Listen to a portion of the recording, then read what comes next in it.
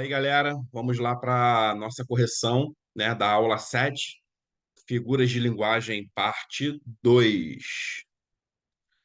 Bom, questão número 1, né, uma questão aí aparentemente bem tranquila, né?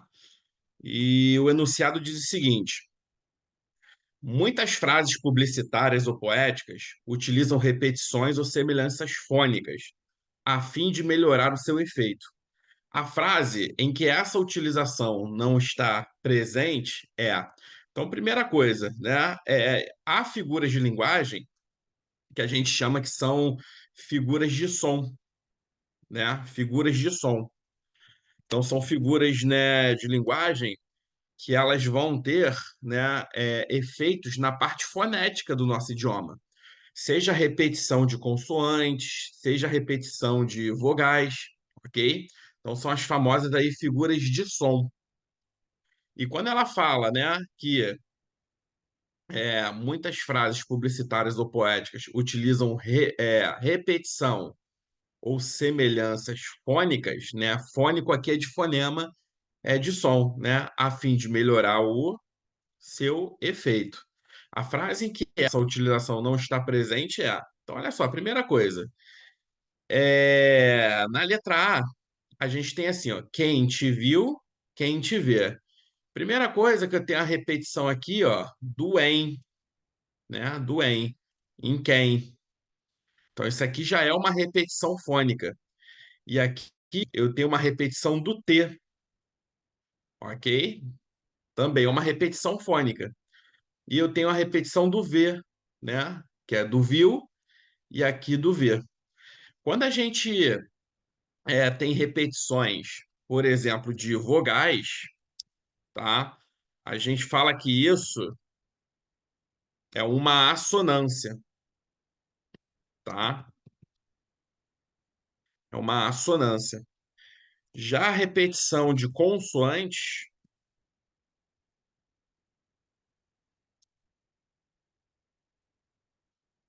a gente já fala que é uma aliteração, beleza? Então, figuras de som, né? Assonância, repetição de vogais, consoantes, repetição, né? Desculpa, aliteração, repetição de consoantes. Então, se você puder observar, ó, eu tenho aqui tanto repetição de vogais, que no caso aqui é o né? Ó, quem te viu, quem te vê, como também eu tenho repetição de consoantes, consoante T, consoante V, né? Então, aqui na letra A, eu tenho tanto a literação quanto a assonância. Aí eu tenho as duas figuras de linguagem aqui. É... Letra B. Príncipe veste hoje o homem de amanhã. Se você observar na letra B, eu não tenho nenhuma repetição aí de, né, segmentos, sejam eles consonantais, sejam eles com segmentos vocálicos. O que me leva a crer, né, que o meu gabarito aqui, ele só pode ser letra B, né? Ele quer a banca quer uma opção que não está presente essa repetição de segmentos, seja lá consonantais ou vocálicos. Na letra C, se você observar, ó, o rato roeu a roupa do rei de Roma. Você tem aí o quê? Repetição de consoante. Logo, você tem uma aliteração. Letra D, Air France, vá e volte voando. Ó, você tem a repetição aqui do V. O V é uma consoante, então também você tem uma aliteração. Aqui a gente tem, ó, um rei, né? Fraco faz fraca forte gente. Então, olha só, eu tenho aqui, ó, repetição do F, que é uma consoante, ok? Então, configurando aí uma aliteração. Então, a única que não tem repetição, gabarito, letra B. Então, vamos agora para a questão de número 2, tá? Então, lembrando que aqui nesse simulado a gente vai fazer só a questão de figuras de linguagem. Então, vamos lá. Questão 2. A frase abaixo, que não mostra uma ambiguidade, é. Então, vamos lá. Deixa eu sumir aqui rapidinho, né? Só para a gente organizar aqui. Bom, ambiguidade nada mais é do que ambiguidade é um duplo sentido, tá? Quando você tem, né, uma expressão ou uma palavra com mais, né, de um significado. Então, duplo sentido a gente configura aí como ambiguidade. Então vamos lá na letra A, né? Ele quer uma opção em que não mostra aí uma ambiguidade. Pagar a matrícula, né? Pagar a matrícula já custa mais caro. Então vamos lá. Onde que eu tenho uma ambiguidade aqui? Eu tenho uma ambiguidade nessa palavrinha aqui, ó, nesse já, beleza? Ou seja, eu não sei se esse já que está aqui trazendo essa ideia de tempo significa exato momento, tá? Exato momento. Ou seja, pagar a matrícula neste exato momento. Então, por exemplo, se são 4 horas da tarde, pagar a matrícula agora, nesse exato momento, né? Ou seja, isso custa mais caro? Então, esse é o primeiro sentido, né? É de momento exato, o já de momento exato, beleza? E o outro sentido para o já seria o seguinte, ó, pagar a matrícula já custa mais caro. Ou seja, esse já aqui no sentido de a partir de agora. Percebeu? Então, eu não sei se esse já ele está com sentido de pagar a matrícula já, nesse momento exato, ou pagar a matrícula, né, já custa mais caro, ou seja, a partir de agora custa mais caro. Então, eu tenho aqui uma ambiguidade, beleza? Letra B, mais vale, mais vale. É, deixa eu, mais vale um cachorro amigo que um amigo cachorro, né? Apesar de ser uma frase curiosa, a gente não identifica aqui uma certa ambiguidade. E aí a gente confirma essa ambiguidade, essa falta de ambiguidade, essa ausência de ambiguidade, observando as outras opções. Porque na letra C, quando eu tenho a organização da empresa, trouxe benefícios, beleza? Que organização é essa? A empresa, ela organizou ou ela foi organizada? Ou seja, a empresa praticou essa ação ou sofreu ação? Tá ambíguo, eu não sei, né? Vasco e Flamengo jogam na próxima semana. Qual é a ambiguidade aqui? Entre Vasco e Flamengo. E aí, que ambiguidade é essa? Eu não sei, por exemplo, se o Flamengo joga com o Vasco e o Vasco joga com o Flamengo, ou se Vasco e Flamengo jogam com oponentes diferentes.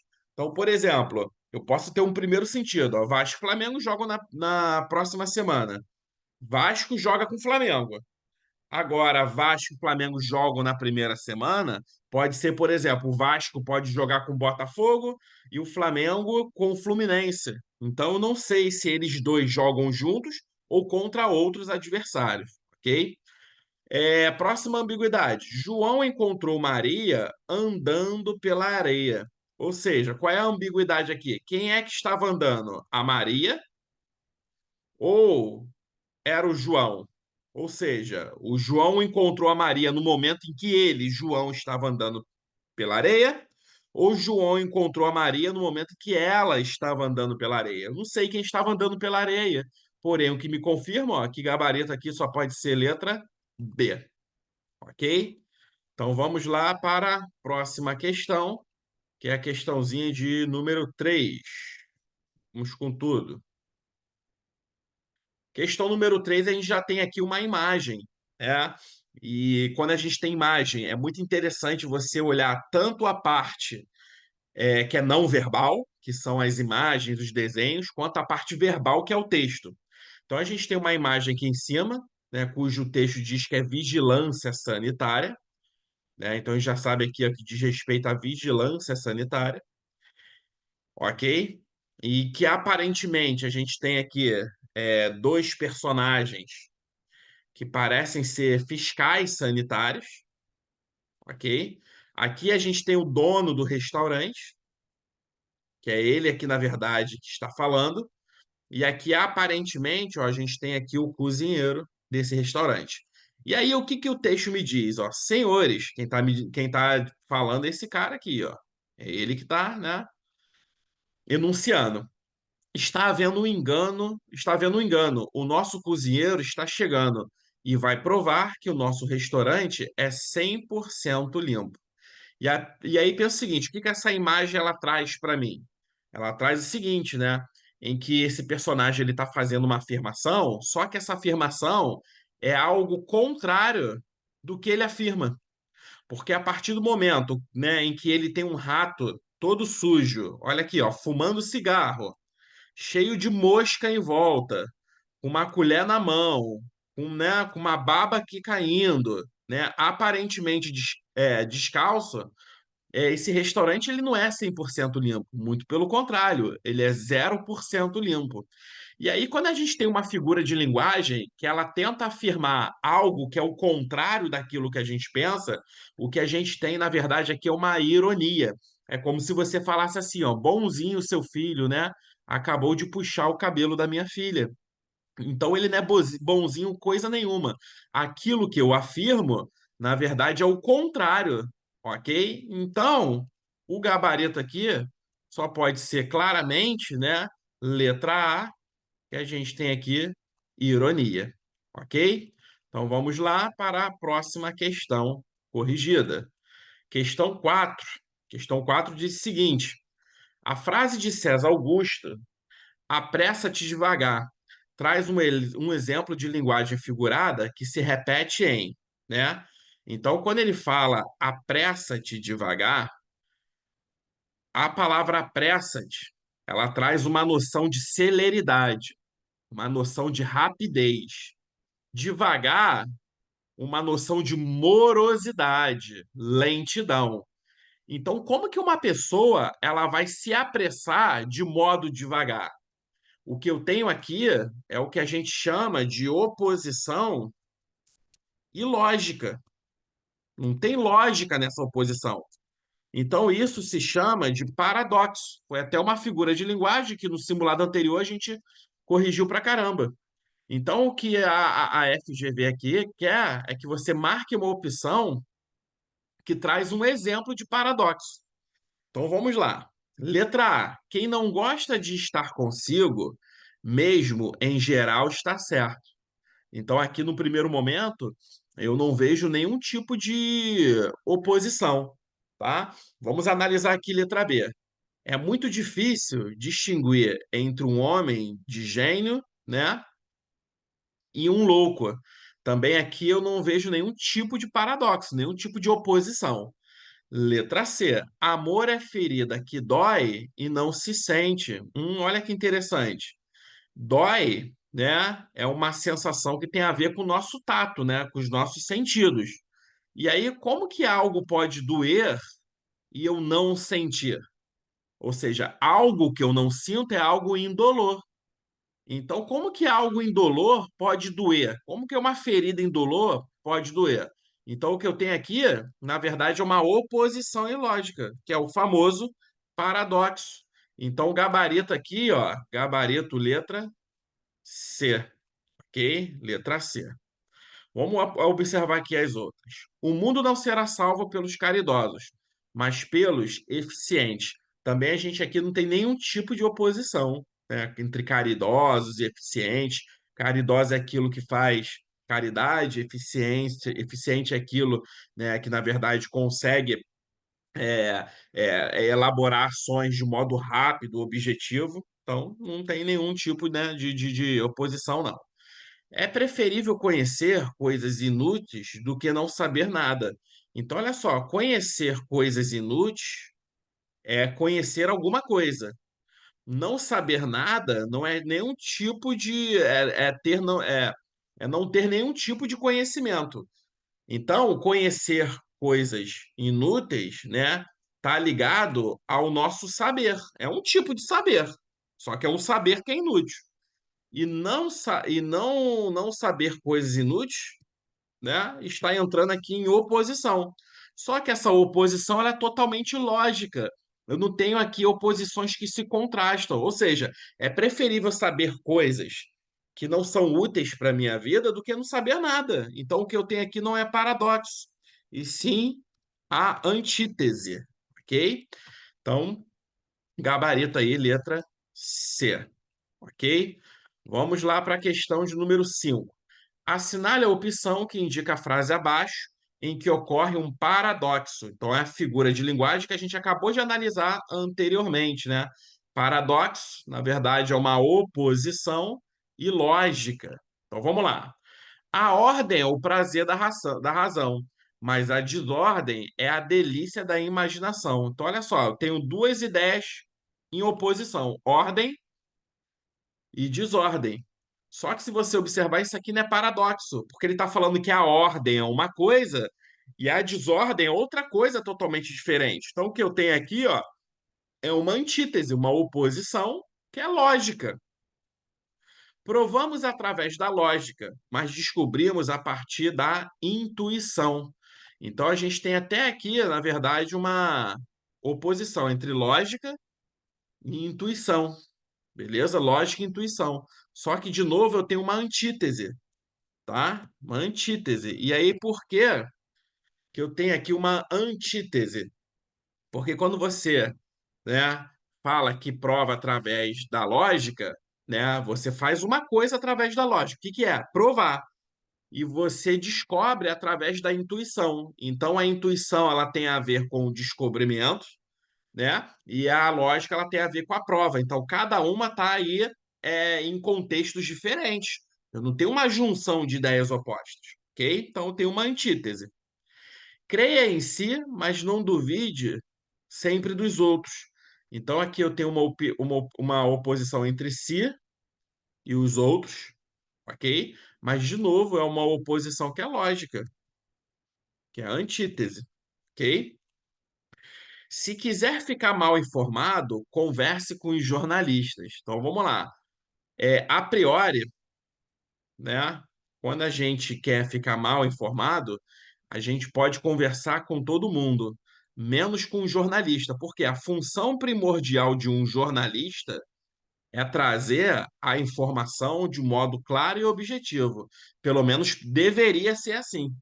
Então, jornalismo com mal informação são duas ideias que se contrastam, beleza? E aí ele está falando que o jornalista é aquele cara que te traz que te informa mal, que traz uma má informação. Ou seja, aqui eu tenho um paradoxo. Porque se é um jornalista, você não deveria ficar mal informado, e sim bem informado. Então a gente tem aqui como gabarito letra D, ok? As grandes massas cairão mais facilmente numa grande mentira do que numa mentirinha, né? Então aqui eu tenho grande mentira, oposição entre mentirinha. Beleza? Só que essa oposição é lógica e que a gente tem uma antítese, ok? Então as grandes massas cairão mais facilmente numa grande mentira do que numa mentirinha. Olha aí, ó, né? Vai cair mais em uma do que outra, ok? Então o gabarito aí é delta, letra D, ok? Vamos lá para a próxima questão, questão de número 6. A 6, como vocês podem ver aí, ó, tem uma imagem, mais uma vez, né? Aqui a gente tem uma árvore, ok? Aqui nessa árvore a gente tem um espaço vazio, né? Que está aqui, esse espaço vazio. A gente tem um homem dentro, né? Tudo leitura de cena, com uma motosserra, e que esse espaço vazio ele tem o mesmo tamanho, né? E a proporção que esse pedaço de madeira. Então infere-se que esse pedaço de madeira foi tirado aqui da árvore. E aí ele fala o seguinte, ó, liga para o chefe e fala: Claro, chefe, fiz uma retirada sustentável. Por que que ele falou que fez uma retirada sustentável? Porque ele tirou a madeira sem derrubar a árvore. Mas, de qualquer forma, ele aqui agrediu o meio ambiente. Então, não foi uma retirada sustentável, porque a partir do momento, né, que você tira esse pedaço de madeira aqui, pode ser que essa árvore fique fraca, que ela morra provavelmente. Então, de uma forma ou de outra, essa árvore aí, ela vai o quê? Ela vai morrer. né? Então não é nada de sustentável que a gente tem aí. E aí, galera, vamos ver, né, o que que a gente tem aí de opções. Ele fala assim, ó, na fala do personagem da Shard, há a presença de um tipo de figura de linguagem denominada o quê? Denominada ironia. Porque esse cara, ele faz uma afirmação do contrário. Ou seja, que afirmação do contrário é essa? Ele fala que fez uma retirada sustentável, mas na verdade não foi nada de sustentável. Então, gabarito, né, o que a gente tem aí, letra C.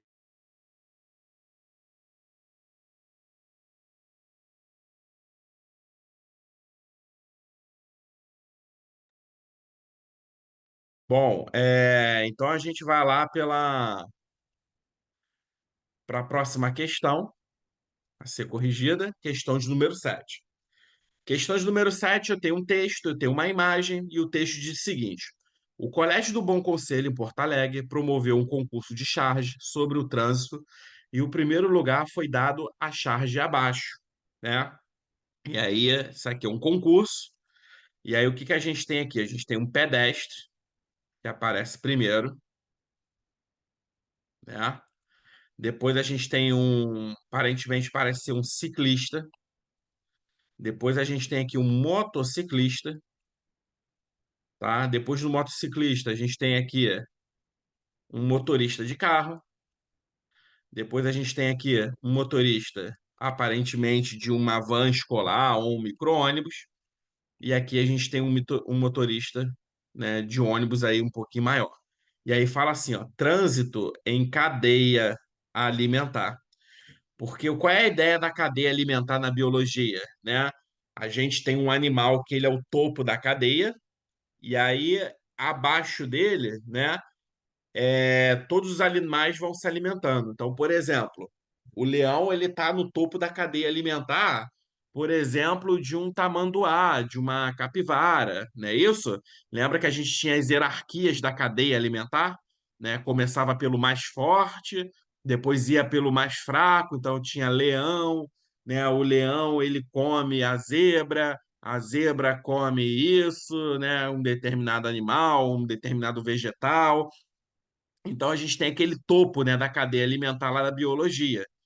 E aí, se você observar, o que que ele fez? A mesma ideia aqui, ó. Começou por um veículo maior, veículo menor e foi indo assim diante. Então isso aqui parece muito aquela ideia de cadeia alimentar. Então, na verdade, o que esse o que essa charge fez, ela trabalhou com uma espécie de comparação, em que ela está comparando aí esse trânsito em cadeia alimentar com a cadeia da biologia. E aí, qual é a figura de linguagem que te faz uma comparação implícita? Se você assistiu o meu vídeo anterior, você vai saber que é o que? A metáfora gabarito letra E. Ok? Então vamos lá para a próxima questão. Próxima questão, olha o que que a gente tem aí. A gente tem aqui, aparentemente, parece que lá é o Palácio do Planalto, não é isso? Lá em Brasília, que a gente tem aquelas duas cúpulas. Uma fica do lado esquerdo, né, virada para cima, outra do lado direito, virada para baixo. E aí, no lugar dessas cúpulas, colocaram-se aqui panelas de pressão, né? Duas panelas de pressão. Aqui a gente tem um repórter, né,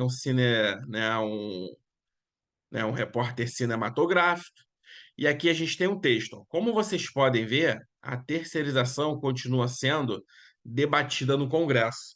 E aí você pode ver o seguinte, que essas panelas de pressão estão aqui soltando vapor, então significa que essa votação de terceirização, ela está prestes a explodir.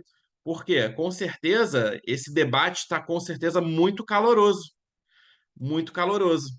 Então pegou essa ideia de pressão da panela de pressão e aí eles transpuseram para esse debate. Não é à toa que botaram aqui duas panelas de pressão para dar a ideia de que, né, esse debate está sendo muito caloroso, está sendo muito contestado, está basicamente empatado, né? Então, que tipo de figura essa charge se baseia, né? Mais uma vez, numa ideia de uma comparação implícita, né? Que é o quê? Uma metáfora, comparando aí uma panela de pressão a um debate caloroso que está pegando fogo, prestes a explodir, ok? Então, gabarito aí, letra A. Vamos lá para a próxima questão. A gente tem mais uma charge aqui, ó. Questão 9 diz o seguinte: a charge abaixo, publicada no jornal P1 em 1º de abril de 2015, produz humor apoiado numa figura de linguagem expressa graficamente. Figura essa denominada.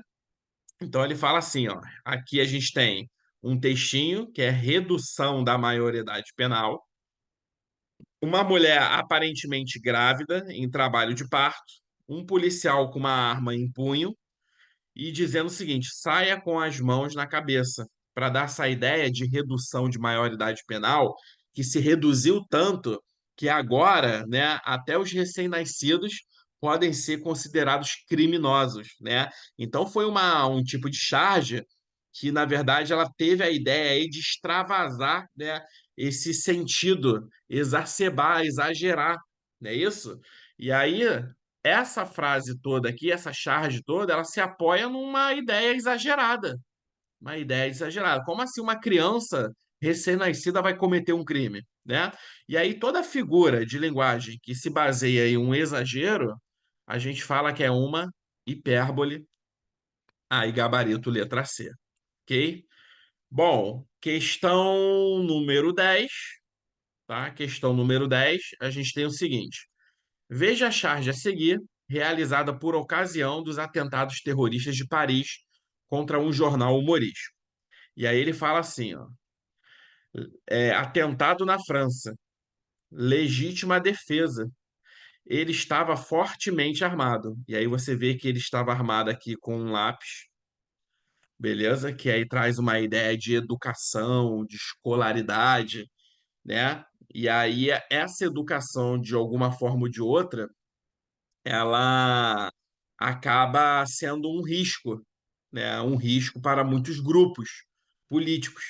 E aí se fala aqui, né, que se a pessoa está com lápis, é porque ela está recebendo uma educação, uma base, então vai se tornar uma pessoa crítica que vai de encontro ao sistema. Por isso que ele exagera e fala que está fortemente armado, né? Quando, na verdade, né, em comparação um lápis a um fuzil, quem está fortemente armado é ele. Então, essa figura aí, né, dessa frase desse terrorista, o que que ocorreu? Ocorreu um exagero, que foi aí uma hipérbole, ok? Então, a gente tem aí esse simulado corrigido, tá? Então, a gente termina por aqui as figuras de linguagem. E depois a gente já vai ter o próximo vídeo aí, se eu não me engano, acho que é concordância verbal, ok? Concordância aí dos verbos impessoais. Beleza? Então até o próximo vídeo, galera.